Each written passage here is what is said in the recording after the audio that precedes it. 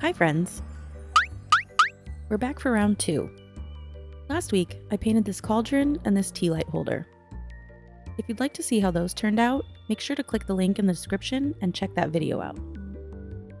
This week, I'm going to paint these 3 pumpkins. First, I have to free them from their little trap. The tag says they're made out of resin, and I don't know what that means, but they're lighter feeling than ceramic. There's also glitter on them that I can't figure out where it came from. For these, I wanted to do something that was actually sort of Halloween themed, and I do actually like the standard Halloween colors, orange, black, purple, green, but I just wasn't feeling inspired by them. So let's make it a pastel rainbow palette.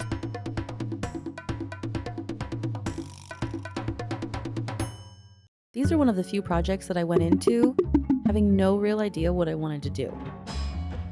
So when in doubt, I'll do rainbow stripes.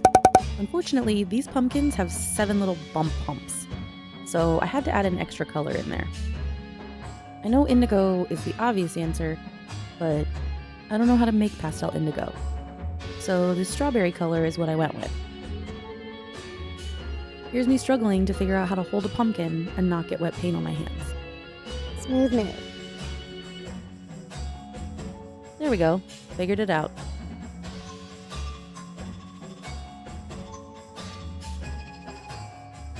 After one coat, this is what it's looking like. A little bit patchy, but this should have been a red flag. What is it about the color purple that causes me so many struggles? Why is there pink right there? I didn't even use pink to mix it. I used white and purple. Let's try another coat to fix this. That looks better. Now I'm going to try to blend between these colors and create a gradient. I still don't know the proper way to create a gradient, and I think I try something different every time. This time I created a wet layer of each color and then tried to smush between the two to blend it. I feel like that's really not the right technique, but I just kept doing that over and over until it sort of looked okay. Next, I added a big spider web over the whole thing. It was at this point that I realized that the color blend actually doesn't matter at all, because the stripes are drawn right over where the color changes. Someone please come save me from my own stupidity. It's practice. You got some good practice in.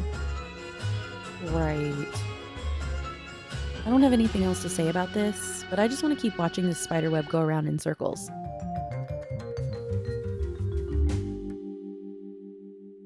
The stem I painted black, and then I decided to add metallic black over it. I was painting these at the same time that I was painting the items from last week, so I didn't yet know that the gloss varnish sort of negates the effect of the metallic black paint. I varnished this to protect it, and here it is done. Other than the purple looking weird and a couple of thick varnish drips, there were no major catastrophes. I really like this one. It's by far my favorite of the 3 I painted. Moving on. For this next one, the spiderweb pumpkin gave me an idea. I wanted to use blendy colors as the background and then draw designs over it. But rather than a stripy rainbow, I just sort of started throwing colors on there. Sort of like that turtle I painted that one time. I tried not to think about it too much, and not get worried about color placement or shape. Then I filled everything in with a second coat. Next, I used a small brush to take some paint and jab at the borders of the colors to blend them a little bit. I don't really know what other word to use other than jab, but that's the motion I was using. I ruined the brush, but it had the effect I wanted. I didn't really care if it was super blended, I just sort of wanted it softened a little bit. Now it's got a nice little patchwork on it. It's a patch pumpkin. I'll cut that joke out, it was bad. Next, I'm going to sketch out a little design. I covered the whole pumpkin with little spooky shapes. Bats, ghosts, stars, moons, skulls. I used a fine tip Posca to outline all of the shapes. Badly. And then I added all of the little faces to the creatures. I used black paint and a tiny brush to fill in the rest of the pumpkin. I could have used my Posca, but I use black Poscas quite a bit and they're sort of expensive. so I wanted to conserve it if I could. Plus, painting big areas is sort of relaxing. What was not relaxing was touching up all of the little areas of white pencil.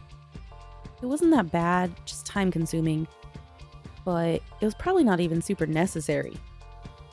Finally, I used some plain white paint to touch up around the stem, and then I covered the whole stem in white metallic paint.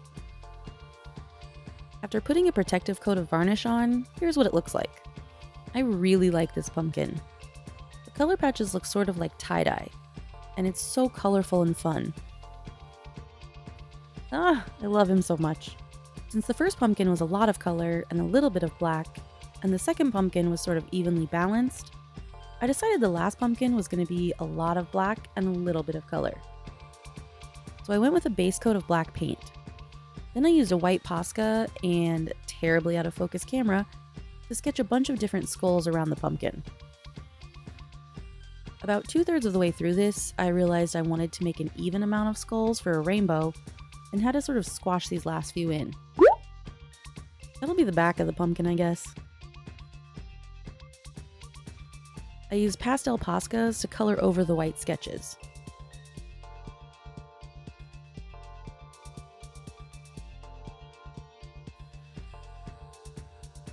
Then I painted the stem a silver metallic. And just like that, this one's done. Some of these skulls are pretty derpy looking, and the spacing could be better, but overall I really like this one too. So that's it. I love these and I had so much fun making them. It was especially nice not to struggle every step of the way. I can't wait to display these every year. What do you think? Thanks so much for watching, and I'll see you next time.